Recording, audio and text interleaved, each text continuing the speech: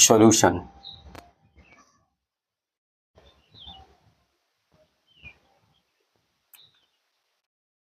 Given that, what is given? 3 k plus 1 into x square plus 2 k plus 1 into x plus 1 is equal to 0.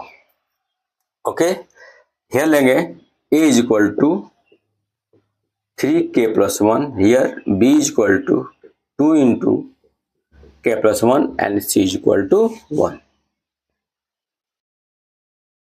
For equal roots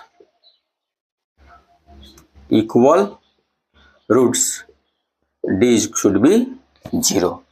For equal roots d should be 0. So the value of d